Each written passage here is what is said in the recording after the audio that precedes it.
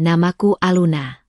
Aku pernah ditampar dan diusir dari rumahku sendiri, oleh suami yang kucintai, di hadapan pelakor yang mencuri segalanya, termasuk tanah warisan ayahku. Tapi mereka lupa, perempuan yang diam bukan berarti kalah. Aku membalas, bukan dengan amarah, tapi dengan bukti bahwa aku tak bisa dihancurkan. Selamat datang di Santi Story.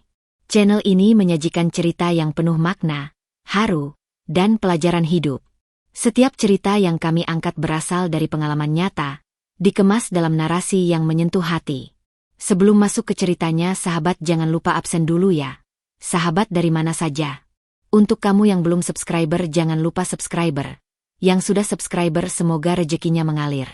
Yuk kita dengar ceritanya. Langit senja menorehkan semburat jingga di jendela rumah kecil itu. Aluna duduk diam di depan lemari tua, menatap satu-satunya foto kenangan yang ia simpan rapi. Dirinya kecil dalam dekapan ayahnya, berdiri di depan tanah lapang berlatar pohon jati yang tinggi menjulang. Senyuman ayahnya dalam foto itu seolah berbicara, tenang, teduh, dan melindungi. Itu tanah satu-satunya milik keluarga. Dulu, setiap hari Minggu, ayah akan mengajak Aluna berjalan keliling batas tanah itu, sambil bercerita bagaimana ia menanam pohon demi pohon dengan tangannya sendiri. Kalau bapak nggak ada nanti, tanah ini buat kamu. Ya, nak, tapi jangan lihat nilainya. Lihat kenangannya, begitu kata ayah, sambil mengusap kepala Aluna.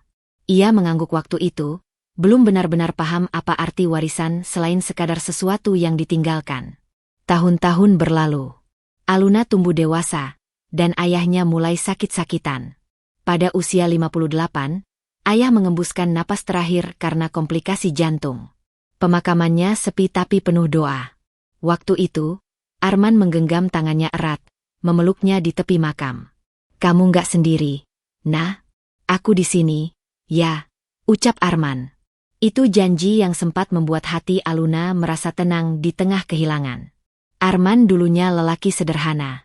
Gaji pas-pasan, tapi penuh kasih. Mereka menikah karena cinta, bukan harta. Hidup mereka mungkin tak mewah, tapi dulu cukup bahagia, cukup saling memahami. Tapi semua berubah saat Arman dipromosikan menjadi kepala cabang di perusahaan ekspor tempatnya bekerja. Jabatan itu mengubah segalanya. Aluna mulai merasa ada yang ganjil. Pulang Arman tak lagi pukul 6 sore, tapi mendekati tengah malam. Bila ditanya, jawabannya selalu sama. Rapat. Banyak kerjaan. Ia jarang memeluk anak semata wayangnya, bahkan tak pernah lagi memijat kaki Aluna seperti dulu saat istrinya lelah. Lalu datanglah nama yang mulai menghantui. Livia. Cantik, anggun, dan pintar bicara. Karyawan baru di bawah Arman, katanya. Awalnya Aluna mencoba percaya. Tapi perempuan mana yang tak punya naluri? Livia kerap muncul di Instagram. Entah sedang makan siang dengan tim, entah sedang berkunjung ke proyek luar kota. Dan selalu, di dekat Arman. Aluna mencoba tidak curiga. Tapi satu malam, ketika Arman tertidur dan ponselnya tertinggal di meja makan, layar ponsel menyala. Sebuah pesan masuk. Livia. Sayang, aku nggak sabar nempatin rumah itu bareng kamu. Aku udah cari interior yang kita suka. Tangan Aluna gemetar. Dadanya terasa sesak. Ia membuka percakapan itu, pelan, nyaris tak percaya. Ratusan pesan penuh rayuan, foto-foto Livia dalam gaun tidur, suara rekaman tawa mesra mereka saat Arman memanggilnya, bidadari hidupku. Malam itu, Aluna menangis sendirian di kamar mandi. Di luar, suara dengkur Arman terdengar damai, seolah tak ada dosa. Esoknya, ia tidak berkata apa-apa. Ia tahu, belum waktunya. Ia hanya mencatat, merekam, mengumpulkan serpihan-serpihan yang pelan tapi pasti akan menjadi peluru. Tapi yang membuat hatinya paling remuk bukanlah perselingkuhan itu, melainkan saat Arman mulai menyinggung tanah warisan dari ayahnya. Nah, aku lagi ada rencana bisnis. Tanah di pinggir desa itu bisa kita jual dulu. Nanti kita beli properti lain yang lebih nguntungin. Aluna menatapnya, seolah tak percaya. Itu tanah peninggalan bapak.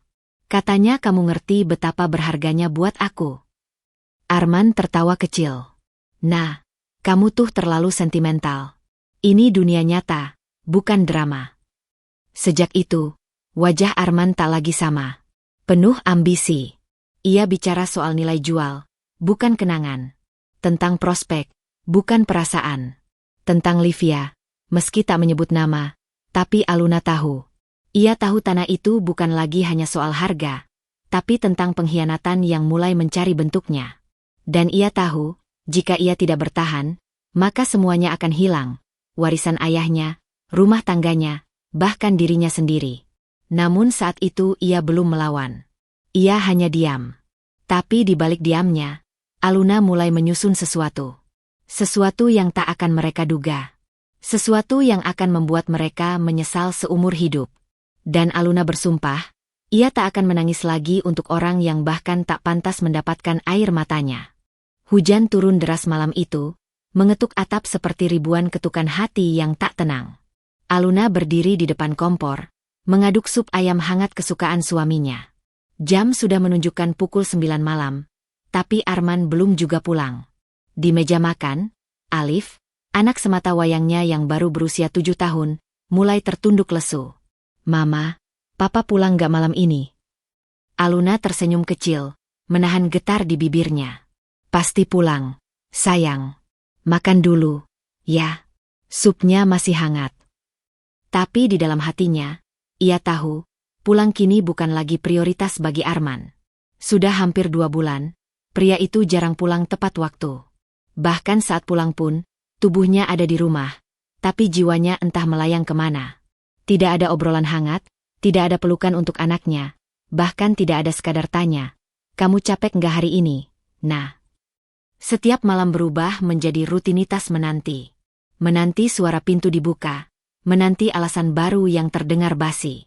Kadang macet, kadang lembur, kadang rapat mendadak. Tapi yang paling menyakitkan adalah saat Arman sudah mulai mudah marah hanya karena hal kecil. Salah menghidangkan teh yang kurang manis, atau hanya karena Alif menyalakan televisi terlalu keras. "Alif, bisa nggak sih diam sedikit? Kepala Papa udah puyeng pulang kerja. Jangan nambah-nambahin," bentaknya suatu malam. Anak itu ketakutan, memeluk ibunya sambil berbisik, "Papa kenapa, Ma? Kok kayak bukan Papa?" Dan itulah kenyataannya. Arman bukan lagi lelaki yang sama. Ia seperti orang asing di rumah sendiri. Rumah ini, yang dulu penuh tawa, penuh cerita saat makan malam, kini hanya sunyi dan dingin. Suatu malam, saat Arman mandi, ponselnya tertinggal di meja makan. Satu panggilan masuk, nama yang tertera membuat darah Aluna berhenti mengalir. "Livia kantor." Ia tak menjawab. Tapi beberapa menit kemudian, pesan suara masuk. Tanpa berpikir panjang, Aluna membuka rekaman itu. Suara perempuan itu terdengar jelas. "Sayang, aku udah ketemu notarisnya. Tapi sertifikatnya belum kamu pegang, kan? Kamu bilang itu atas nama Aluna. Ya ampun, kamu harus cepat ambil. Kalau perlu, kamu bilang aja itu buat modal usaha kamu. Kan dia nggak ngerti apa-apa." Aluna mematung. Tubuhnya gemetar. Tangannya langsung menekan tombol simpan pesan suara itu. Hatinya ingin meledak.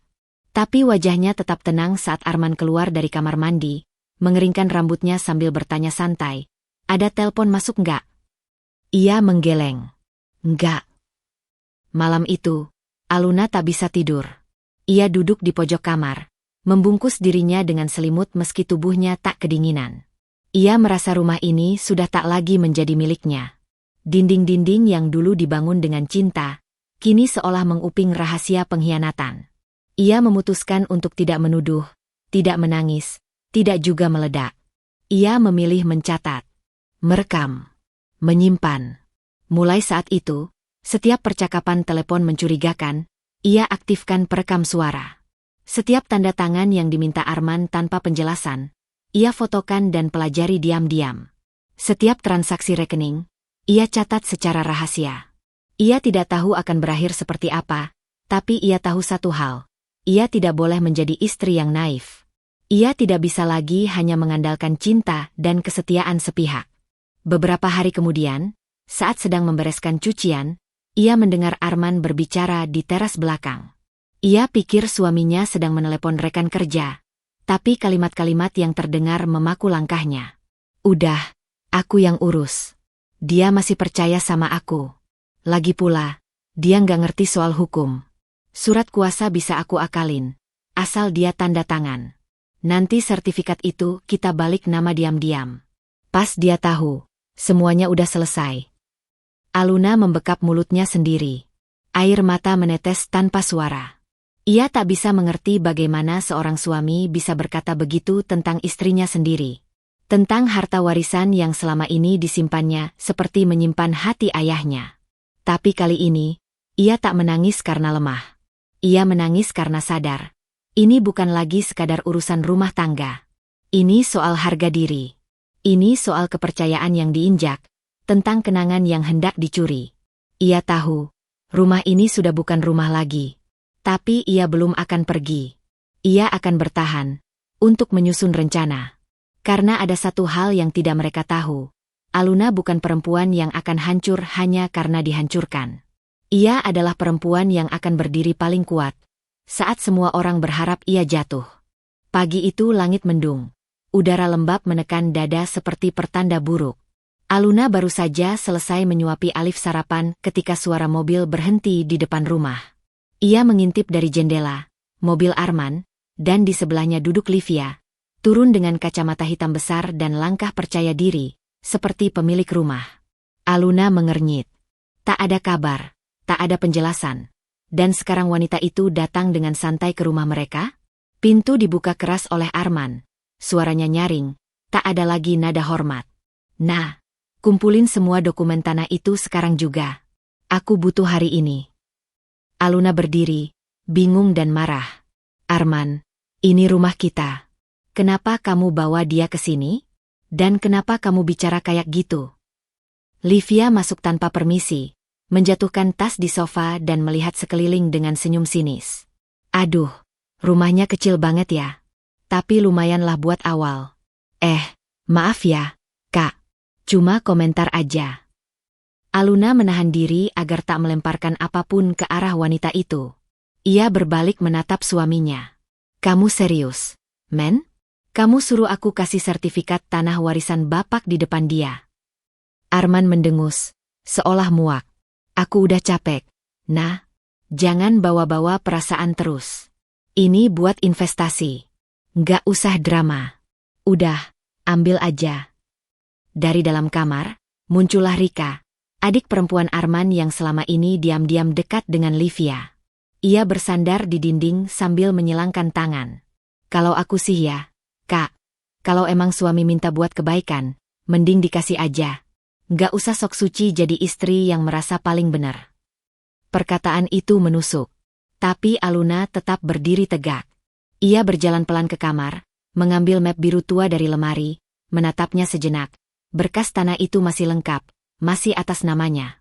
Sebidang tanah yang tak hanya berarti harta, tapi juga ikatan batin terakhir dengan ayahnya. Ia keluar sambil memeluk map itu ke dada. Aku nggak bisa kasih ini, men. Ini bukan sekadar sertifikat. Ini janji bapak ke aku. Kamu tahu itu. Arman menarik napas panjang. Lalu tanpa peringatan, tangannya terangkat. Pelak. Tamparan itu mendarat di pipi Aluna. Keras, panas, menyisakan denyut yang langsung menjalar ke dada. Suara tamparan bergema di ruang tamu. Alif yang tadi bermain di kamarnya, keluar tergopoh melihat ibunya terduduk di lantai, memegang pipi. Mama kenapa? Livia menahan tawa di balik tangan. Aduh, kok jadi lebay sih? Baru begitu doang udah jatuh. Aluna menatap mata suaminya. Mata yang dulu penuh cinta, kini dingin, kosong, bahkan jijik. Keluar dari rumah ini, kata Arman dingin. Kamu nggak punya hak lagi di sini. Aku udah cukup sabar. Aluna terdiam. Dunia terasa berhenti. Rumah ini, yang dulu ia jaga dengan air mata dan peluh, kini mencampakkannya seperti debu. Ia berdiri pelan, tanpa berkata sepatah kata pun. Masuk kamar, mengambil satu koper tua dan beberapa pakaian. Alif memeluknya erat, menangis. Mama jangan pergi. Mama jangan tinggalin Alif. Dengan suara gemetar, Aluna membisik. Mama nggak pergi jauh, nak. Mama janji, Mama akan jemput Alif nanti. Tapi sekarang, Mama harus pergi dulu. Ia cium kening anaknya dalam, menahan air mata sekuat mungkin. Ia ingin menyelamatkan Alif dari trauma yang lebih dalam. Livia memutar mata. Bawa aja kopermu. Jangan bawa drama. Rumah ini milik Arman sekarang. Dan kamu, cuma masa lalu. Aluna melangkah keluar rumah yang dulu menjadi tempat pulang. Tapi kini hanya menyisakan duka. Ia berdiri sebentar di halaman. Hujan mulai turun, membasahi wajahnya, menyatu dengan air mata yang tak bisa ia tahan lagi. Di dalam koper, tak hanya ada pakaian, tapi juga map biru tua yang diam-diam ia selipkan. Sertifikat itu belum berpindah tangan. Ia bohong saat memberikannya. Yang diserahkan ke Arman hanyalah salinan fotokopi. Ia menatap rumah itu sekali lagi. Kalian pikir aku kalah? Kalian pikir kalian sudah menang? Ia berbalik, menyeret kopernya di jalanan basah. Dalam hatinya, satu suara bergema pelan tapi pasti. Kalian telah menampar orang yang salah. Dan sekarang, aku akan buat kalian menyesal telah menyentuh milik ayahku. Langit malam begitu senyap, tak ada bintang, hanya lampu jalan redup yang mengintip dari sela jendela rumah petak sempit yang kini menjadi tempat tinggal Aluna.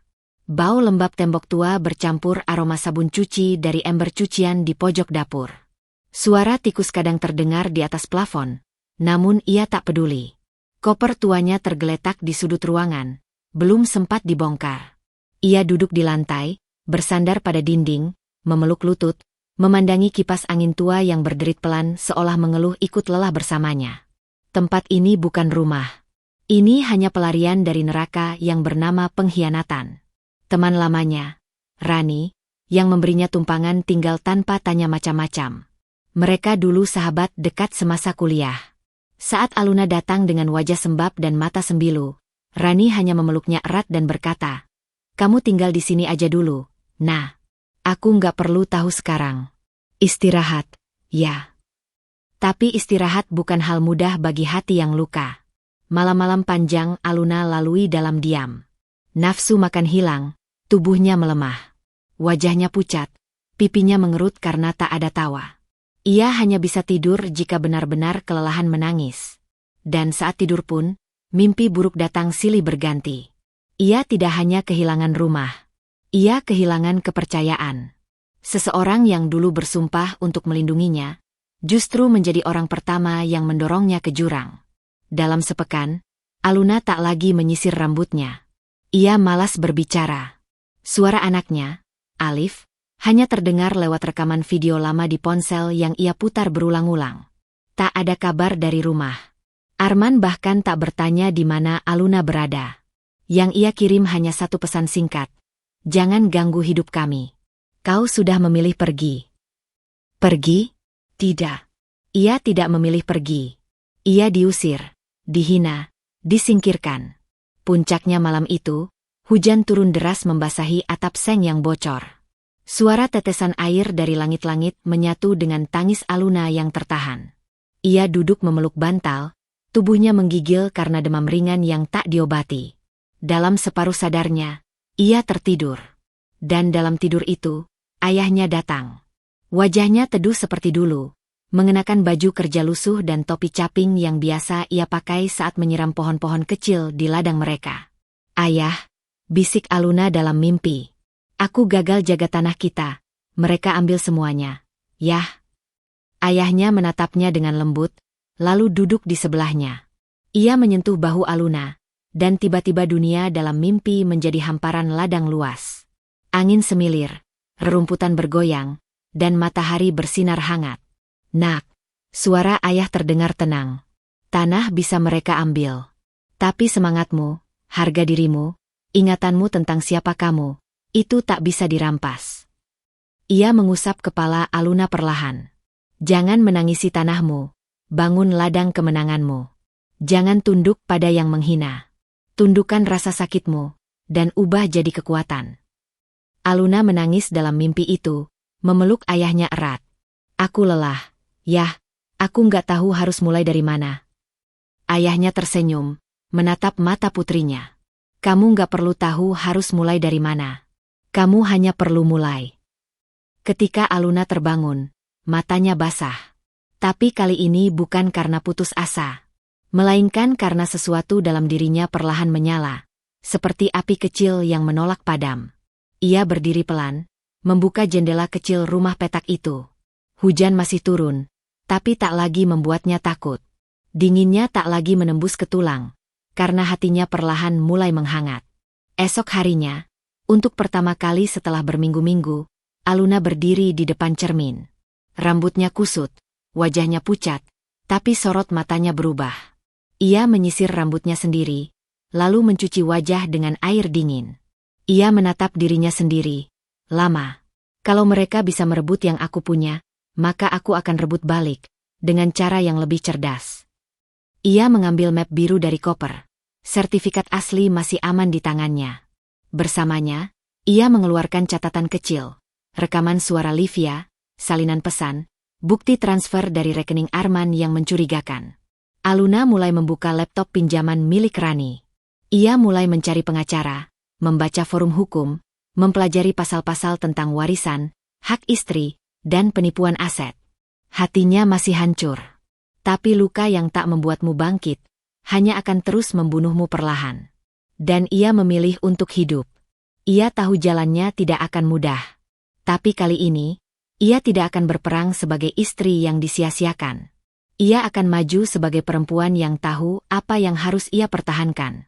Dan pelan-pelan, dari tempat paling rendah dalam hidupnya, Aluna bangkit.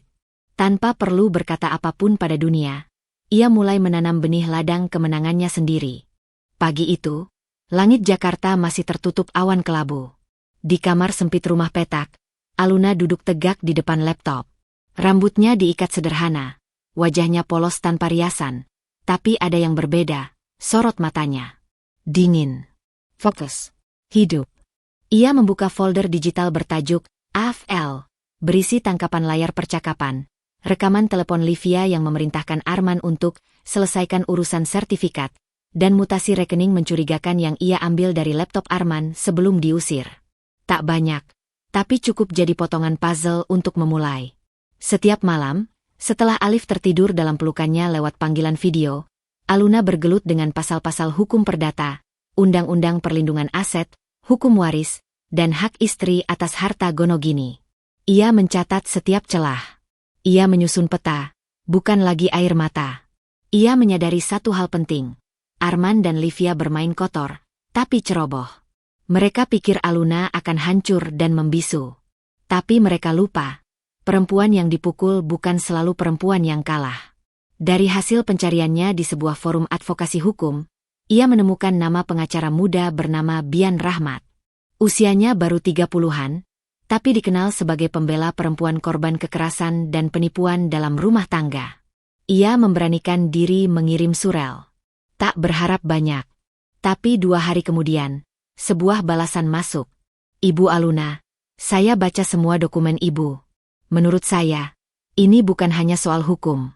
Ini soal keadilan yang harus ditegakkan. Kalau Ibu siap berjuang, saya siap berdiri di sisi Ibu. Pertemuan mereka pertama kali berlangsung di sebuah kafe kecil. Aluna datang dengan map besar. Bian hanya membawa laptop dan tatapan penuh hormat. Mereka berbicara selama 3 jam. Tidak hanya soal bukti, tapi soal luka. Bu Aluna, langkah kita nggak akan instan. Kita harus buktikan ada pemalsuan, penipuan, dan rekayasa peralihan hak. Tapi kalau semua yang Ibu bawa ini valid, kita bisa bawa ke pengadilan. Bahkan bisa jadi kasus pidana. Aluna menatapnya dalam. Saya nggak mau sekadar menang di atas kertas, Pak. Saya ingin mereka merasakan jatuh, seperti saya dulu. Bian tak tersenyum. Ia hanya mengangguk. Kalau begitu, kita mulai. Malam demi malam, Aluna menyiapkan dokumen tambahan. Ia kembali menghubungi rekan kerja lama Arman secara diam-diam. Ada yang ogah membantu. Tapi ada juga yang bersedia mengirimkan bukti via surel, termasuk slip pengalihan dana perusahaan ke rekening pribadi Livia, serta kwitansi pembelian properti atas nama pihak ketiga yang nyatanya hanya boneka Arman. Ia menyusun semua itu ke dalam skema besar. Nama-nama, tanggal transaksi, Rekaman percakapan. Di tangan orang biasa mungkin tak berarti apa-apa. Tapi di tangan pengacara, ini senjata mematikan. Ia dan Bian mulai merancang skenario hukum dan keuangan. Mereka menarget satu titik lemah, properti yang dibeli atas nama Livia, yang digunakan dari uang hasil penjualan aset bersama tanpa sepengetahuan istri sah. Kalau kita bisa buktikan ini, kita bisa minta pembekuan aset. Dan kalau Livia terbukti ikut serta, dia bisa kena jerat pasal penipuan dan penggelapan, jelas Bian. Aluna tak banyak bicara. Ia hanya mencatat, lalu menyusun ulang semuanya malam hari dengan rapi. Setiap harinya, ia berubah. Dulu ia perempuan yang menunggu di jendela. Sekarang, ia perempuan yang mendatangi notaris. Dulu ia menangis di kamar mandi. Sekarang, ia tertawa kecil saat membaca pernyataan Livia yang kontradiktif di media sosial. Tanpa sepengetahuan siapapun, ia mulai menggerakkan satu persatu pihak. Saksi ahli, surat ke kantor pertanahan, verifikasi tanda tangan di akta palsu. Semua dilakukan dengan diam dan tenang. Bahkan saat Rani bertanya, "Nah, kamu serius mau bawa ini sampai ke pengadilan? Bukankah lebih baik kamu lupakan aja?" Aluna hanya menjawab pelan, "Kalau aku diam, mereka akan injak orang lain juga. Aku nggak bisa biarin itu terjadi lagi." Ia tahu risikonya. Ia tahu akan banyak yang mencibir. Tapi ia juga tahu, hidupnya bukan lagi milik rasa takut. Ia punya anak yang harus ia lindungi. Ia punya ayah yang harus ia hormati. Dan ia punya harga diri yang tak akan ia jual hanya demi damai palsu. Hari itu, saat semua dokumen tersusun rapi di meja kerja sederhana miliknya, ia menatap keluar jendela kecil rumah petak. Yang dulu mungkin istri yang pasrah, bisiknya. Tapi yang sekarang, adalah perempuan yang sedang menagih keadilan. Dan untuk pertama kalinya, senyum kecil muncul di wajahnya. Senyum dingin dari seseorang yang sedang melangkah pasti ke medan perang. Tanpa gaduh, tanpa pamer. Tapi dengan satu tekad. Mereka telah meremehkan yang salah. Dan kini, giliran mereka yang harus siap kehilangan segalanya. Langkah demi langkah yang Aluna susun mulai bergerak dengan presisi. Semua yang terjadi sebelumnya, pengkhianatan, pengusiran, tamparan di depan selingkuhan, tak lebih dari bahan bakar yang memperkuat tekadnya. Sudah berbulan-bulan sejak ia diusir dari rumah, tapi luka itu masih hangat. Bedanya, kini ia tidak lagi menangis. Ia mengamati dari kejauhan, mencatat setiap pergerakan Arman dan Livia, menyusup seperti bayangan dalam kehidupan mereka tanpa pernah ketahuan. Arman dan Livia menyangka mereka sudah menang. Mereka mengira dengan mengantongi sertifikat tanah fotokopi dan surat kuasa bermaterai yang diteken paksa, tanah peninggalan ayah Aluna kini resmi milik mereka. Mereka mengatur penjualan diam-diam. Tanah itu dibeli oleh pihak ketiga yang dikenal di dunia bawah sebagai mafia properti, orang-orang yang biasa memuluskan transaksi ilegal dengan uang tunai dan notaris yang lunak. Arman tidak tahu bahwa celah itu telah dikunci dari awal oleh Aluna. Melalui bantuan Bian, pengacaranya, mereka menyusupkan seorang investor properti bernama Dimas Hartanto, relasi lama Bian yang bersedia berperan sebagai pembeli bayangan. Di atas kertas, Dimas adalah pembeli bodoh yang tergiur tanah murah. Tapi sesungguhnya, ia bekerja di balik layar bersama Aluna. Semua berjalan sesuai skenario. Arman dan Livia bertemu Dimas di sebuah restoran hotel bintang 5, membicarakan harga, proses balik nama, bahkan pembagian fee ke notaris. Livia tersenyum percaya diri, menganggap semuanya beres. "Kita cerdas banget, sayang," ucap Livia, membelai lengan Arman sambil menyeruput anggur. Dia nggak tahu tanah itu udah pindah tangan. Cuma salinan fotokopi doang, tapi cukup buat tampak sah. Arman tertawa bangga. Dan si Dimas itu, matanya cuma uang. Nggak akan dia urus-urusan sejarah tanah. Yang penting untung gede. Aluna menyaksikan pertemuan itu lewat rekaman CCTV hotel yang didapatkan lewat jalur legal Bian. Ia menatap layar laptop dengan tenang. Di sebelahnya, Dimas menatap rekaman sambil terkekeh. Mereka pikir mereka memegang kendali. "Biarkan mereka berpikir begitu," sahut Aluna. Semakin tinggi mereka melompat, semakin keras mereka jatuh. Dalam beberapa minggu, proses jual beli rampung. Uang miliaran rupiah mengalir ke rekening Livia dan Arman. Mereka bersulang di rumah baru mereka. Rumah yang juga dibeli dari dana hasil penjualan itu. Mereka mulai merenovasi, membeli mobil, perabotan mahal, bahkan memamerkan gaya hidup glamor di media sosial. Tapi mereka tidak tahu, tanah yang mereka jual telah diamankan legalitasnya oleh Aluna. Melalui jalur pengadilan perdata, Aluna dan Bian mengajukan gugatan balik dengan dasar pemalsuan surat kuasa, pengalihan aset tanpa persetujuan sah istri, dan manipulasi akta. Gugatan itu berjalan diam-diam. Tidak dibawa ke media, tidak diumumkan ke publik. Aluna tidak ingin pencitraan. Ia ingin efek kejut. Dan saat surat dari pengadilan tiba di rumah Arman, dengan stempel resmi dan kalimat tegas. Pemberitahuan gugatan atas nama Aluna Widyasari terhadap Arman Firmansyah dan Livia Kartika, mengenai dugaan penipuan dan penggelapan atas kepemilikan tanah warisan keluarga. Arman gemetar. Livia marah besar, menghancurkan vas bunga sambil menjerit. Kenapa kamu bilang tanah itu udah aman? Arman tak bisa menjawab. Ia mencoba menghubungi notaris yang dulu membantu mereka. Tapi notaris itu sudah lebih dulu dipanggil sebagai saksi oleh pengadilan. Hari-hari berikutnya, mereka mulai dililit ketakutan. Uang mereka dibekukan. Rumah dalam proses sita. Dimas, pembeli yang ternyata rekan Aluna, mengajukan gugatan balik atas penipuan dokumen. Dan puncaknya, sertifikat asli yang selama ini disembunyikan Aluna, dibawa ke persidangan dengan disertai surat pernyataan dari ayahnya yang ditulis tangan sebelum wafat. Tanah ini milik anak saya, Aluna. Tidak untuk dijual. Hanya untuk dijaga. Hakim memeriksa semua bukti. Dan saat keputusan diketuk, wajah Arman yang dulu penuh kesombongan kini hancur. Livia hanya bisa menunduk, menggigit bibir sampai berdarah. Tanah itu resmi kembali ke nama Aluna. Sah secara hukum. Tidak bisa diganggu-gugat. Dan pembalasan itu, bukan dengan teriakan atau kekerasan. Tapi dengan keheningan yang terstruktur. Setelah sidang selesai, Arman sempat mencoba mengejar Aluna di parkiran. Nah, tolong, kasih aku waktu.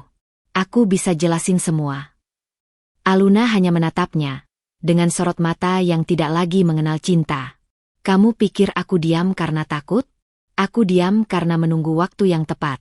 Dan sekarang, waktumu sudah habis. Ia masuk ke mobil yang dikemudikan oleh sopir kantor barunya, dan pergi, meninggalkan Arman yang terpuruk di aspal panas dengan jas lusuh yang sudah tak pantas. Hari itu, langit cerah sekali. Dan Aluna tahu, ini baru permulaan. Di pagi yang tampak biasa, berita itu muncul di layar televisi nasional. Nama Livia Kartika terpampang dalam daftar tersangka kasus pencucian uang. Wajah cantiknya yang dulu sering tampil di media sosial dengan senyum penuh percaya diri kini tampak lusuh di balik sorotan kamera. Menunduk, dikawal dua petugas kepolisian berpakaian sipil. Di layar bawah, teks berjalan memuat fakta yang menusuk tajam. Penangkapan Livia Kartika, diduga terlibat dalam jaringan pencucian uang hasil penjualan aset ilegal. Tersangka sempat menggunakan rekening atas nama fiktif untuk menyembunyikan aliran dana. Berita itu seperti petir bagi Arman, yang saat itu sedang duduk di lobi kantor, menunggu giliran rapat. Ia memandang layar televisi dengan wajah membatu, keringat dingin mengucur dari pelipis. Beberapa kolega mulai berbisik, tatapan mereka berubah dari hormat menjadi curiga, bahkan jijik. Tak butuh waktu lama. 2 jam setelah siaran berita itu, manajer HRD memanggil Arman ke ruangannya. Di sana, tanpa basa-basi, disodorkan surat pemecatan. Tuduhannya jelas, penipuan aset, pelanggaran etika, dan penyalahgunaan jabatan untuk kepentingan pribadi. Perusahaan tak bisa menoleransi karyawan yang mencampurkan urusan pribadi dengan keuangan internal, ujar manajer HRD tegas. Arman tidak membela diri.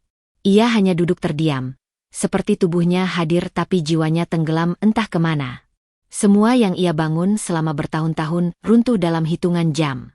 Dalam waktu sepekan, rekening miliknya dibekukan, aset-aset mulai ditarik oleh pihak berwenang, dan rumah mewah yang dibeli atas nama Livia disita karena terbukti dibeli dari uang hasil penipuan.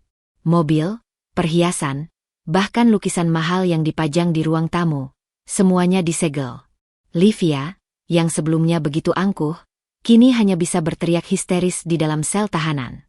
Matanya merah, wajahnya kusut, rambutnya kusam. Ia tak lagi mampu membeli pengacara mahal. Sementara itu, Arman dan adiknya, Rika, terlibat dalam pertengkaran hebat. Aku kasih kamu tumpangan bukan untuk hidup seenaknya. Kak, ini rumah kecil, bukan villa. Jangan bawa-bawa masalahmu ke sini, bentak Rika, yang kini juga merasa malu karena ulah kakaknya yang mempermalukan keluarga. Arman hanya duduk di sudut sofa butut dengan kepala tertunduk. Ia telah kehilangan segalanya. Pekerjaannya, reputasinya, dan orang-orang yang dulu mendukungnya kini tak sudi lagi mengangkat teleponnya. Malam itu, ia memandangi foto Alif yang ia temukan di dompet lamanya.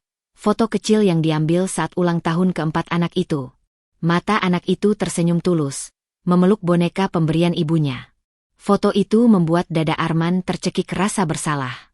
Tapi semuanya sudah terlambat. Di tempat berbeda, di sebuah rumah sederhana namun bersih dan rapi, Aluna duduk di depan meja kerja. Di tangannya, selembar laporan dari lembaga sosial bertajuk Yayasan Hidup Layak Warga Desa Jatiraga Donatur Utama, AW Foundation. AW, inisial ayahnya, Asep Wibowo. Yayasan itu ia dirikan diam-diam. Aluna tidak pernah mempublikasikan bahwa yayasan itu miliknya. Ia ingin tempat itu menjadi warisan nyata dari ayahnya, membantu anak-anak putus sekolah, membiayai pengobatan lansia tak mampu, dan memberikan pelatihan keterampilan untuk janda dan ibu tunggal di desa. Tanah warisan yang dulu hampir dirampas, kini menjadi pusat kegiatan sosial. Di atasnya berdiri sebuah aula kayu sederhana dan kebun kecil yang dikelola oleh ibu-ibu desa. Di pintu aula, tertulis dengan ket tangan, Ladang Harapan Ayah. Setiap kali Aluna datang ke sana, warga desa menyambutnya hangat. Mereka tidak tahu seluruh cerita di balik mata teduh wanita itu. Mereka hanya tahu bahwa ia perempuan yang peduli, dan diam-diam banyak mengubah hidup mereka. Dan itulah yang Aluna inginkan. Ia tidak mencari tepuk tangan, tidak menginginkan dunia tahu bahwa ia sedang menang. Ia hanya ingin satu hal, menjadikan luka yang pernah ia telan menjadi cahaya bagi orang lain. Malam itu, di balkon kecil rumahnya, Aluna memandangi langit yang bersih. Angin bertiup lembut membawa aroma tanah basah dari ladang di kejauhan. Di sampingnya, Alif tertidur nyenyak di pangkuan, jari mungilnya menggenggam erat tangan ibunya. Aluna menatap jauh ke langit. Bapak, aku tidak bisa menyelamatkan rumah lama kita. Tapi aku sudah kembalikan kehormatan keluarga kita. Dan aku harap, Bapak bisa tenang, karena tanah itu kini menjadi harapan, bukan sekadar harta. Dan malam itu, untuk pertama kalinya sejak hari ia diusir, Aluna bisa benar-benar tidur dengan damai. Hari itu cuaca cerah, sinar matahari menyinari kaca-kaca tinggi kantor milik Aluna, Mandala Property, sebuah perusahaan kecil namun berkembang pesat dalam 2 tahun terakhir. Ruangannya tidak mewah, tapi rapi, hangat, dan terawat. Di dindingnya tergantung lukisan sederhana berupa ladang padi dan langit biru, lukisan tangan ayahnya, satu-satunya yang ia selamatkan saat diusir dari rumah dulu. Aluna sedang menandatangani dokumen pembangunan rumah susun untuk warga prasejahtera saat sekretarisnya mengetuk pelan. Bu Aluna, maaf, ada seseorang yang ingin bertemu. Ia bilang, namanya Arman. Tangan Aluna terhenti sejenak. Wajahnya tetap tenang, meski napasnya sempat tertahan. Sekian lama ia tidak mendengar nama itu secara langsung. Ia mengangguk singkat. Persilakan masuk. Tapi hanya 10 menit. Ketika pintu terbuka, pria itu berdiri di ambang dengan wajah yang tak lagi ia kenal. Rambutnya berantakan, wajahnya tirus, kantong matanya dalam dan hitam. Jas lusuh yang dikenakannya tidak bisa menutupi betapa hidup telah menggigit habis harga dirinya. Arman menunduk dalam. Aluna. Aluna duduk tanpa berdiri, kedua tangannya terlipat rapi di atas meja. Ia hanya mengangguk kecil. Silakan duduk. Arman menarik napas panjang sebelum bicara. Suaranya serak, matanya berkaca-kaca. Aku nggak tahu lagi harus kemana. Livia sekarang ikut rehabilitasi karena depresi berat. Kami tinggal numpang di rumah Rika, tapi dia juga udah mulai usir-usir kami. Aku tahu aku nggak pantas muncul di depan kamu, apalagi minta tolong. Ia berhenti, menggenggam lututnya yang bergetar. Tapi aku datang ke sini bukan buat minta kamu balikin semua. Bukan buat minta uang. Aku cuma minta tolong satu hal. Aluna menatapnya diam-diam. Tak ada kebencian di wajahnya, hanya kelelahan yang tenang. Apa itu? Arman menelan ludah. Tolong bantu Livia masuk ke yayasan sosial yang kamu kelola itu. Dia butuh tempat yang bisa bantu dia pulih. Dia nyesel. Nah, kami berdua nyesel. Aluna menghela napas. Ia berdiri pelan, berjalan ke jendela besar di belakang mejanya. Ia memandangi taman kecil di luar sana, di mana beberapa anak-anak dari keluarga buruh konstruksi sedang berlarian, tertawa lepas. Aku pernah mengira hidupku hancur karena kalian. Tapi ternyata, aku hanya kehilangan ilusi. Dan saat ilusi itu pecah, aku melihat diriku yang sesungguhnya. Ia berbalik. Kamu datang hari ini sebagai pria yang dulu memukulku di depan wanita simpananmu. Kamu datang sebagai orang yang dulu membuangku dari rumahku sendiri. Dan sekarang kamu meminta bantuan dariku. Arman menunduk lebih dalam, tubuhnya gemetar menahan malu. Aluna berjalan mendekat, berdiri tegak di hadapannya. Aku sudah memaafkan, men. Sudah sejak lama. Tapi bukan berarti aku lupa. Ia mengambil satu map berisi brosur program sosial milik yayasan. Ia menyerahkannya pada Arman, bukan sebagai istri yang terluka, tapi sebagai perempuan yang kini berdiri tegak sebagai pemilik, pengelola, dan pelindung banyak orang. Kalau Livia ingin ikut program rehabilitasi sosial, dia bisa ikut sebagai peserta. Tapi bukan karena kamu memohon. Karena dia memang butuh dan bersedia tunduk pada prosesnya. Tidak ada jalur khusus. Tidak ada keistimewaan. Di tempat ini, semua orang sama. Arman menatap Aluna, matanya penuh sesal. Kamu jauh lebih kuat dari yang pernah aku kenal. Aluna tersenyum tipis. Bukan kuat, Arman. Aku hanya tidak lagi menggantungkan hidupku pada orang lain. Ia melangkah ke pintu, membukanya sendiri. Waktumu habis. Kalau butuh info program yayasan, kamu bisa minta ke resepsionis. Tapi kalau kamu datang lagi untuk minta bantuan pribadi, jangan.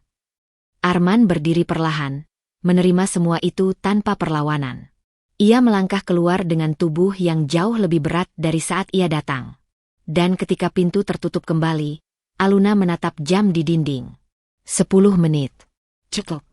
Ia kembali duduk, membuka dokumen berikutnya, lalu menulis sebuah memo untuk tim yayasannya. Tolong siapkan ruang tambahan untuk peserta wanita baru. Jika dia datang, perlakukan seperti lainnya. Tidak lebih. Tidak kurang. Karena bagi Aluna, membalas bukan berarti menghancurkan. Tapi menunjukkan bahwa luka yang mereka tinggalkan tidak pernah menjadikan dia lemah. Justru membuatnya jadi seseorang yang tak bisa lagi mereka injak. Pagi itu, Alif duduk di bangku taman sekolah sambil membaca buku ensiklopedia bergambar. Ia mengenakan seragam putih abu-abu dan jaket kebanggaannya, juara Olimpiade IPA tingkat kota. Di bawah pohon yang teduh, Aluna memperhatikannya dari jauh, tersenyum lembut dengan mata yang sedikit berembun. Alif tak pernah tahu betapa keras ibunya berjuang agar ia bisa duduk di bangku sekolah terbaik. Ia hanya tahu, ibunya kuat. Seperti gunung yang tak goyah meski diterpa angin dan hujan. Hari-hari Aluna kini jauh dari hingar-bingar konflik masa lalu.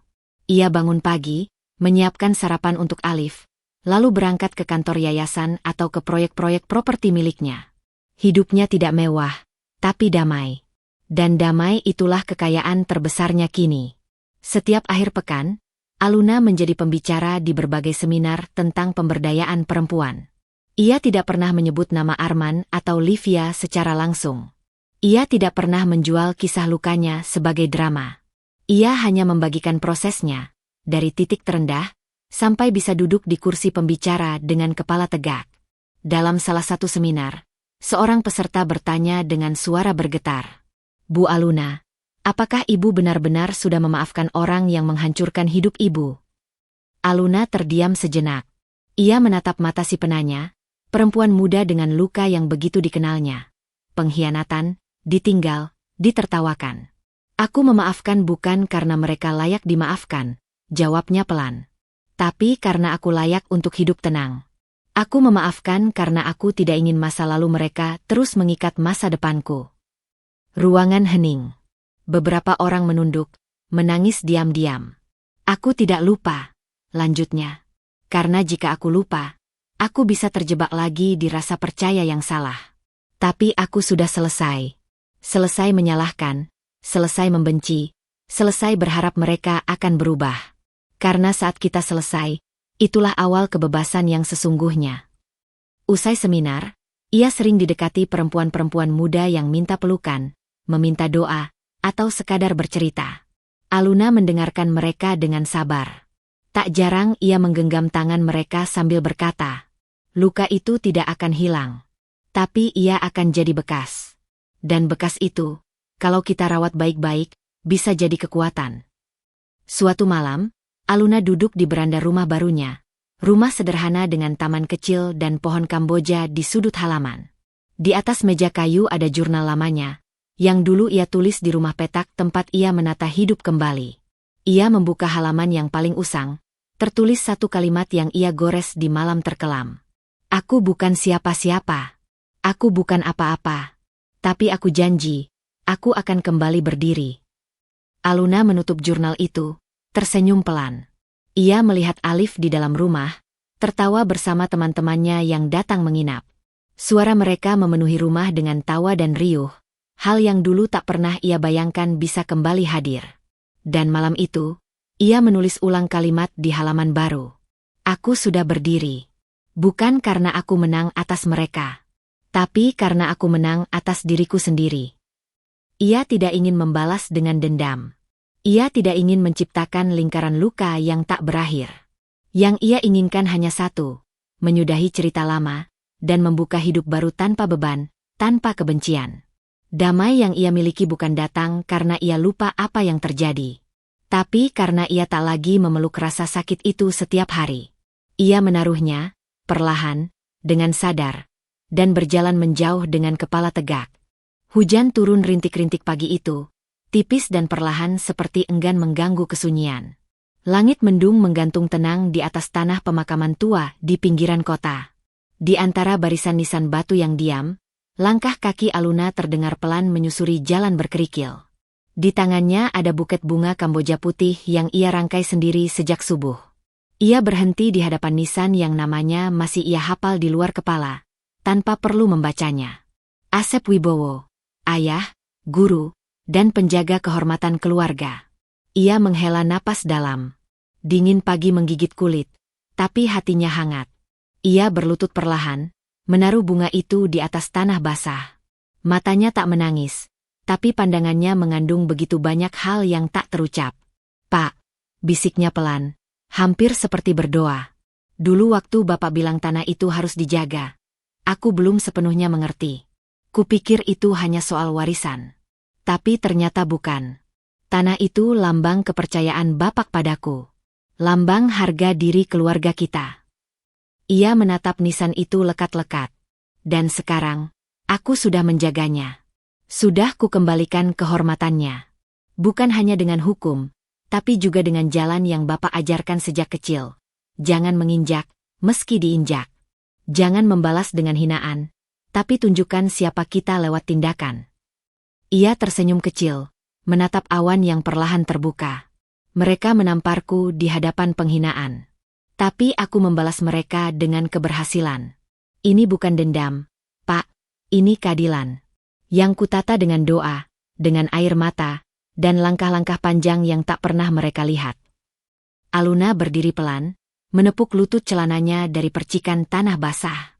Di tangannya kini ada jurnal kulit coklat. Jurnal lamanya yang dulu ia tulis di masa-masa tergelap. Ia membuka halaman terakhir, menulis satu kalimat dengan tangan yang sudah tak lagi gemetar. Aku memilih menang, tapi tidak dengan menyakiti. Aku memilih pulih, bukan untuk membuktikan siapa salah, tapi siapa yang kuat. Ia menutup jurnal itu dan menatap nisan ayahnya sekali lagi, lebih lama dari sebelumnya. Lalu ia pergi, melangkah perlahan, meninggalkan makam bukan dengan tangisan, tapi dengan damai. Beberapa minggu kemudian, Aluna kembali menjadi pembicara di acara nasional bertema, perempuan dan ketahanan hidup. Auditorium penuh. Kamera media merekam. Tapi sorot lampu tidak mengubah nada bicaranya yang tetap sederhana dan jujur. Di akhir sesi, seorang mahasiswa bertanya, "Bu Aluna, kenapa ibu tidak pernah membalas mereka dengan cara yang setimpal? Padahal ibu bisa." Aluna tersenyum. Ia menjawab tenang. "Karena perempuan bisa jatuh, tapi jangan pernah kalian kira ia tak akan bangkit. Dan ketika ia bangkit, itu bukan untuk menyerang, tapi untuk membuktikan bahwa ia tidak bisa dihancurkan." Ia diam sejenak sebelum melanjutkan. "Balas dendam terbaik bukan dengan amarah, tapi dengan menjadi lebih baik, lebih kuat, lebih utuh. Hingga orang-orang yang pernah menyakiti kita hanya bisa melihat kita dari jauh, dan tahu mereka tak lagi punya tempat dalam hidup kita." Ruangan hening. Beberapa orang meneteskan air mata, bukan karena sedih, tapi karena merasa dilihat. Aluna pulang malam itu ke rumah kecilnya yang tenang. Di ruang tengah, Alif sedang tidur dengan buku pelajaran di dadanya. Tangan masih menggenggam pulpen. Ia menyelimuti anak itu dengan hati-hati, lalu duduk di kursi rotan di dekat jendela. Langit malam cerah. Tak ada kilat, tak ada hujan. Hanya bintang yang menyala pelan di antara kabut tipis. Ia menutup mata, menarik napas panjang. Tidak ada dendam yang tersisa, tidak ada keinginan membuktikan apa-apa lagi. Ia sudah cukup. Sudah selesai. Dan dari titik itu, hidupnya benar-benar dimulai. Karena sesungguhnya, bukan siapa yang paling keras membalas yang akan menang, tapi siapa yang mampu berjalan paling jauh, meski paling banyak dilukai. Dan Aluna adalah perempuan yang telah membuktikan itu.